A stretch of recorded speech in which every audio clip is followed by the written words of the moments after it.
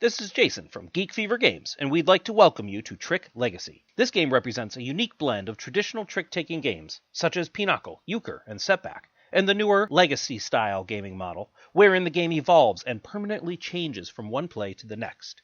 In Trick Legacy, each player begins by choosing one of the races from the vibrant Age of Heroes fantasy universe. They will play as this race for the entire campaign, which may take place over multiple days or weeks. Each race is aligned with two elements, represented by the traditional suits found in a standard deck of playing cards. Hearts represents the element of unity and order. Diamonds channels spirit and magical powers. Clubs reflects pure aggression and war.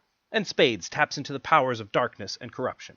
Each campaign is constructed from a deck of scenario cards, starting with Confrontation, proceeding through several random scenarios, and culminating with the War of Ages. These scenarios determine the type of game that will be played next. Whether team play is enabled, how many victory points are needed to win, how many cards should be dealt out each round, and how many points each player may bid. The bidding process is how players attempt to take the lead and have a greater chance of achieving victory points. Critically, the high bidder will be able to set the edge element, traditionally called the trump suit, for the game. Different types of victory points are enabled for each game, as indicated on the right side of the scenario card. Standard victory points include Lord, the highest card of the edge element captured during the round; Peasant, the lowest card of edge; Djinn, the jack of edge; Diplomacy, and Skirmish. Diplomacy is gained by capturing more cards granting diplomacy favor than any other player. These are the face cards and tens. Skirmish is gained by capturing more tricks with cards numbered 3 through 9 than any other player. There may be special conditions for each scenario as well, including additional unique victory points that can be gained during that game. Players proceed with the game, taking turns playing cards and attempting to capture as many point cards and tricks as possible, following familiar trick-taking game rules. Once a high bidder has scored enough points to win the game, the victory results are resolved. The winner first gets to perform each victory result aligned with his or her race.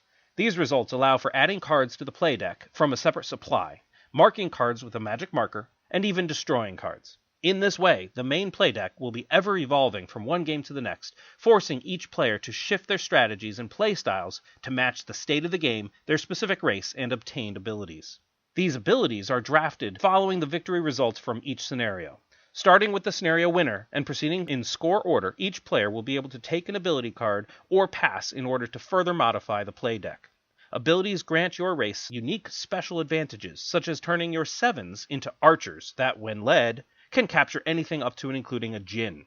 Players will obtain several of these abilities throughout the campaign, further evolving the unique dynamics of each Legacy campaign. Play continues through the scenarios until the final War of Ages scenario is reached. Here, each player must use everything they've learned and accumulated to the best of their ability in order to vanquish their foes.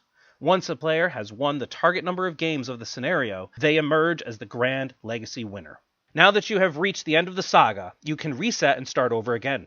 All you will need is 2 fresh decks of standard playing cards from your local drugstore. Try out different races. Try out different ability combinations. Try out different strategies when manipulating the deck. The choice is yours, and the possibilities are endless.